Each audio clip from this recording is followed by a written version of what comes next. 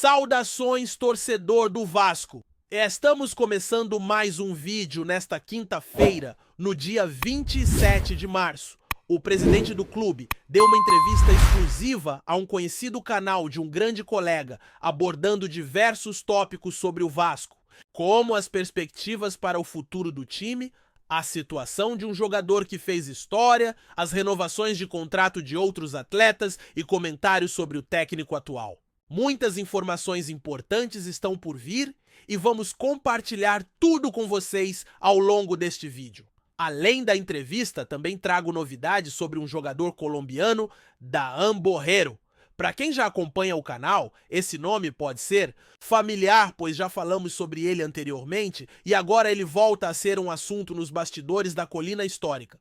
Fiquem atentos, pois vamos tratar desse tema em detalhes. Antes de começarmos com as informações, quero dar boas-vindas a todos que estão aqui pela primeira vez. Para quem ainda não me conhece, sou o Lucas e este é um espaço dedicado aos torcedores do Vasco. Estamos aqui diariamente 3 vezes ao dia, trazendo conteúdos relevantes sempre às 7 horas da manhã, à tarde e à noite.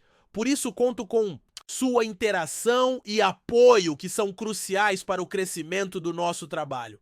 Hoje vamos falar sobre um jovem que aparece na tela. Este é Dahan Borrero, um colombiano de apenas 23 anos, que já teve passagens pela seleção principal e pelas seleções de base da Colômbia. Ele sempre foi visto como uma grande promessa do futebol colombiano. Dahan começou sua carreira no Santa Fé, passou por um clube brasileiro e por um time dos Estados Unidos, e atualmente é atleta de um clube que compete no campeonato nacional. Ele é um jogador habilidoso, atuando pelo lado esquerdo, e é ambidestro, conseguindo chutar com ambas as pernas. Ele estava livre no mercado e morava no Rio de Janeiro quando foi contratado pelo seu clube atual. Desde o início da temporada, tem encontrado poucas oportunidades. Borrero participou de apenas 6 partidas, sendo uma delas contra uma equipe onde seu time venceu por 3-1. Ele esteve em campo por apenas 20 minutos nessa partida. Também jogou na goleada de sua equipe contra outra, atuando durante 26 minutos e contribuindo com 2 assistências. Ele entrou em campo na vitória diante de outra equipe e também na vitória sobre outra, jogando 58 minutos em uma partida e apenas 11 minutos em outra. Nos últimos 7 jogos, ele teve apenas 2 entradas na etapa complementar, participando por 8 minutos em uma e 17 na outra. É claro que ele está sem espaço no time. Recentemente recebemos a notícia de que houve uma sondagem por parte do Vasco da Gama. Nos últimos 7 confrontos, apenas 2 substituições ocorreram na segunda etapa, sendo uma aos 8 minutos e outra aos 17 minutos. É notável a escassez de opções. Recebemos notícias sobre o interesse do Vasco da Gama em um atleta colombiano, o que gerou bastante expectativa. O time tem manifestado a necessidade de reforçar seu ataque e recentemente conversas sobre a possível contratação de outro jogador colombiano com experiência no Brasil já haviam sido mencionadas. No entanto, as discussões anteriores não progrediram. A nova informação sobre o interesse do Vasco por esse jogador sugere que as negociações não evoluíram. O atleta chegou este ano a um clube da Série A, mas não tem conseguido aproveitar oportunidades na equipe. Com o tempo, novas informações vão surgindo. O que podemos trazer atualmente é que o que ocorreu não foi exatamente uma manifestação formal de interesse do Vasco, mas sim um contato preliminar. O nome foi mencionado e a equipe procurou entender melhor a situação através de seu agente. Até agora, não houve nenhum avanço significativo por parte do Vasco em relação a uma possível contratação. O clube não demonstrou um interesse concreto na aquisição do jogador. Contudo, se houvesse um real desejo, a contratação seria possível, já que a equipe atual não está utilizando seu talento de maneira adequada. Assim, houve uma primeira tentativa de aproximação por parte do agente, que é bem conhecido no setor para apresentar o atleta ao clube. Entretanto, até o momento não houve avanços. A dúvida que persiste é se essa seria uma boa adição ao time. Agora passamos a discutir outra questão pertinente. Dando sequência, é importante mencionar uma recente entrevista do jogador em questão. Ontem foi publicada uma conversa interessante onde ele abordou o passado, o presente e o futuro do clube. A entrevista trouxe à tona reflexões sobre a trajetória da equipe e as expectativas para o futuro. Ele compartilhou sua perspectiva sobre a próxima temporada e os desafios que se aproximam, incluindo jogos decisivos em um curto intervalo de tempo. O atleta demonstrou otimismo, enfatizando que, apesar das restrições financeiras, o clube realizou contratações significativas que podem contribuir para fortalecer o elenco. Ele mencionou alguns novos jogadores e acredita que essas adições são essenciais para que a equipe possa ter um desempenho melhor em relação ao ano anterior. Foram incorporados jogadores essenciais como Maurício Lemos, complementados por Nuno Garré e Lucas. A equipe passou a contar com um reforço considerável, não apenas em termos de qualidade do elenco, mas também em aumentar a quantidade de atletas capacitados para oferecer uma resposta técnica adequada. No ano anterior, em uma das últimas entrevistas, foi mencionado que a torcida estava ansiosa pelo tempo de pausa reduzido, em virtude do Mundial que ocorre no meio do ano, além da expectativa de conquistar o título do Campeonato Carioca. Porém, o início da temporada foi desafiador, com 4 partidas realizadas pela equipe sub-20. Foi necessário retirar o sub-20 da Taça São Paulo e participar da competição com o sub-17 devido a um calendário mais apertado. Havia uma expectativa evidente de alcançar uma final estadual, o que não se concretizou, embora se entendesse que o tempo de trabalho foi limitado. Os reforços chegaram quase no final desse período, fazendo desses 30 dias fundamentais para a adaptação. Muitos sentiram a mudança de clima de forma acentuada,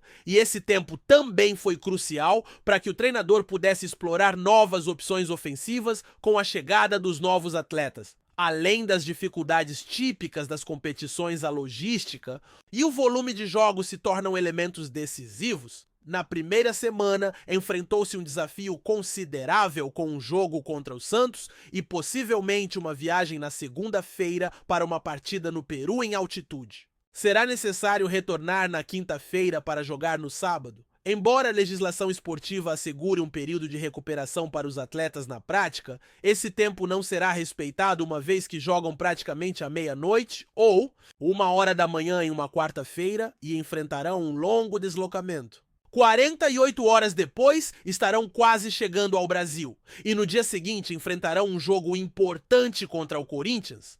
Assim, além das dificuldades nas competições, o volume de jogos e a logística se tornam fatores cruciais e determinantes. Para o torcedor, como se pensa sobre essas questões, é possível deixar uma opinião, ainda há muito a debate sobre o campeonato carioca de maneira geral.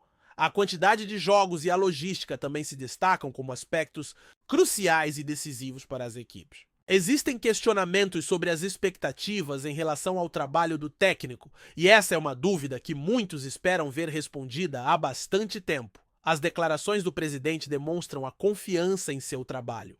Em relação ao jogador Aston Villa, existem conversas em andamento, mas nada ainda é definitivo.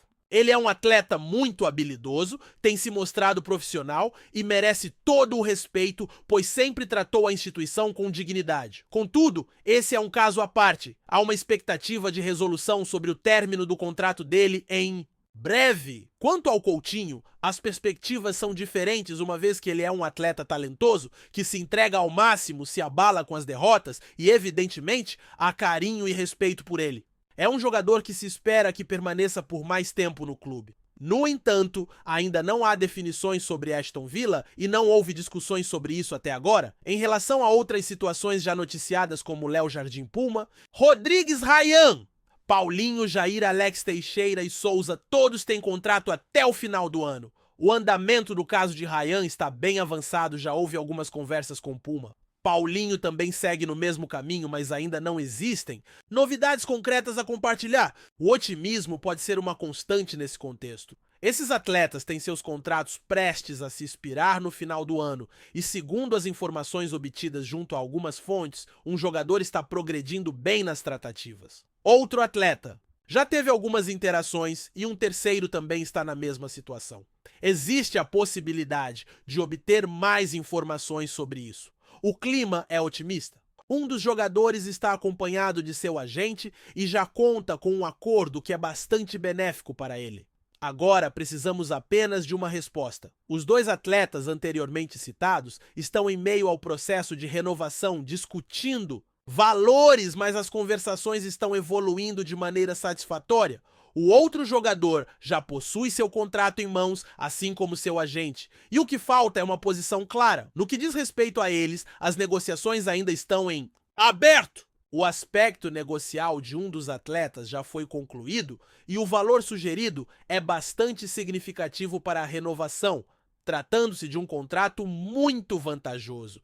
Agora precisamos aguardar uma resposta, visto que o contrato já está nas mãos do agente. O andamento das negociações está avançado, já foi enviado de nossa parte e agora aguardamos um retorno sobre a assinatura ou se haverá uma contraproposta. O que foi encaminhado ao agente é um bom contrato, que ainda conta com uma cláusula de renovação automática, portanto, em teoria, se a equipe cumprir as partidas, a renovação ocorrerá automaticamente devido ao histórico do jogador. Entretanto, um novo contrato já foi preparado para outro atleta. Também houve discussões sobre uma cláusula que ativaria uma renovação automática e foi solicitado que esse gatilho fosse removido, garantindo um segundo ano sem a necessidade de cumprir metas. Quanto aos jogadores jovens, temos mais um atleta que ainda está sob contrato até o final do ano, enquanto as negociações para a renovação de outro jogador estão avançadas.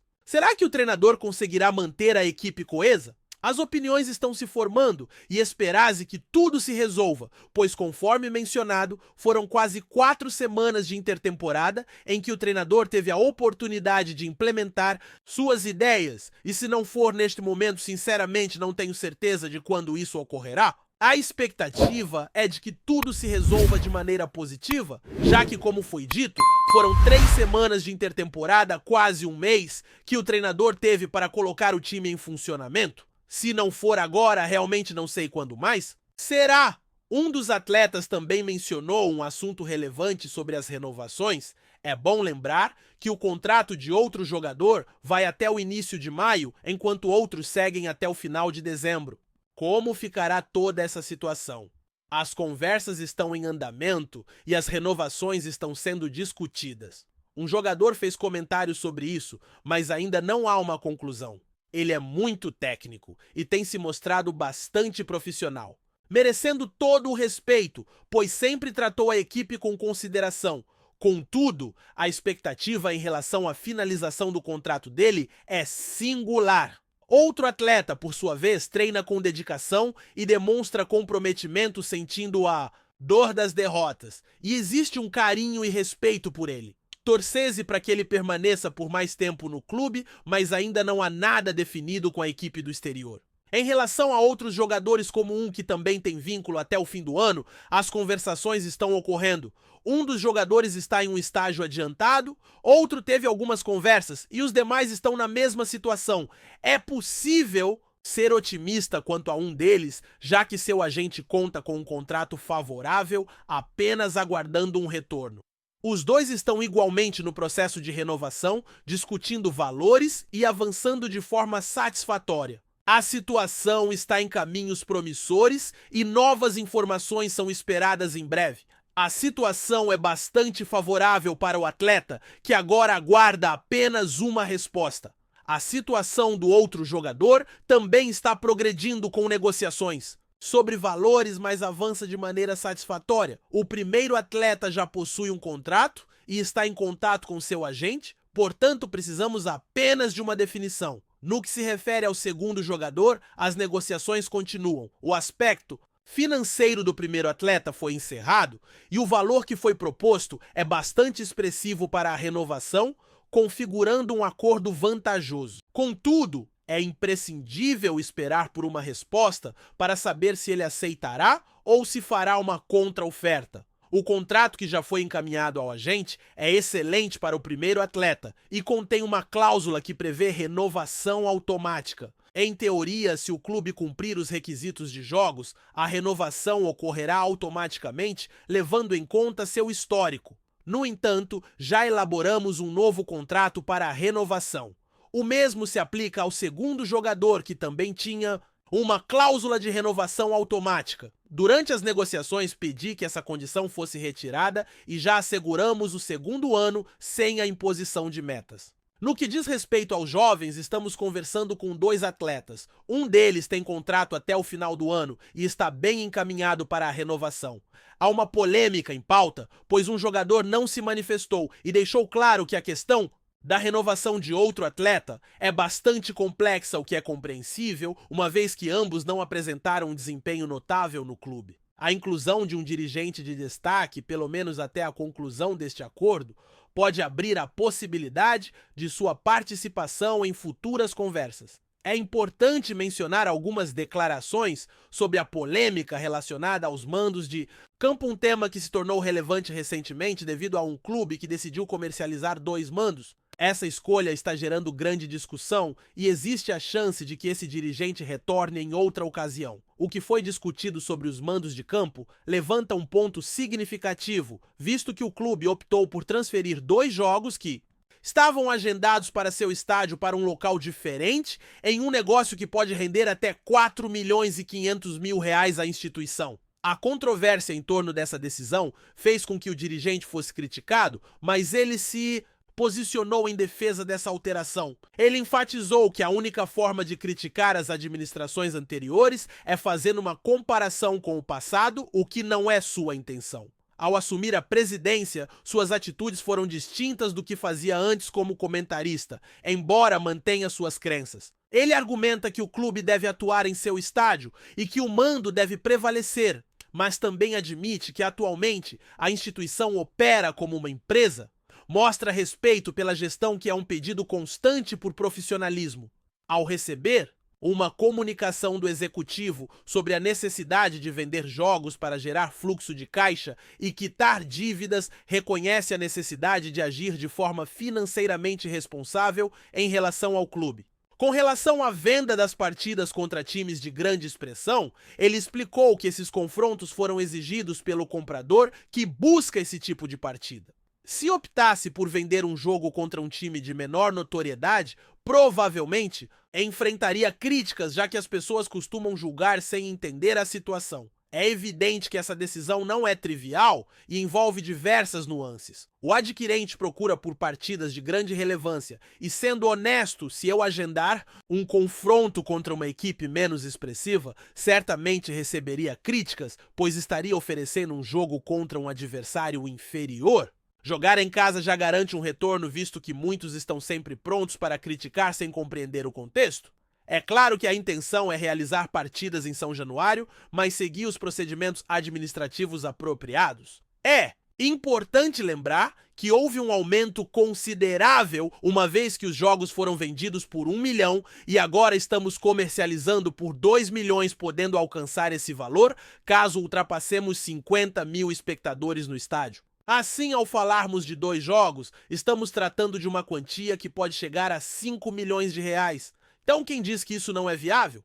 Seria ideal que os jogos ocorressem em nosso estádio, e há vários exemplos que podem ser citados, pois tudo depende da perspectiva. A situação pode ser vista tanto de forma positiva quanto negativa. É verdade que mencionamos o desejo de atuar em São Januário, mas a realidade é que estamos realizando a venda das partidas. Isso não reflete um caráter, mas sim a compreensão da situação atual do clube.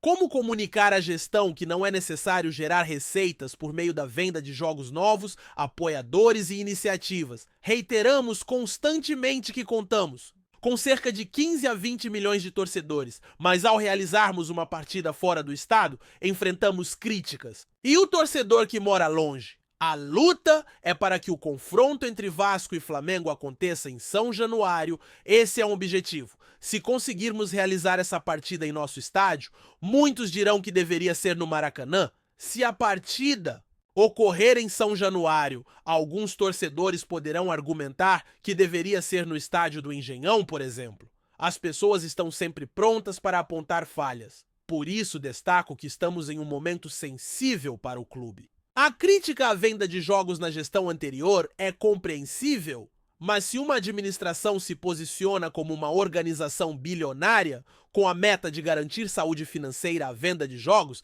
é uma questão crucial para a sustentabilidade. É fundamental abordar a situação delicada do clube, visto que a venda de jogos levanta importantes questionamentos. Se uma gestão se apresenta como uma organização bilionária com o objetivo de garantir saúde financeira à venda de jogos, deve ser analisada sob essa ótica.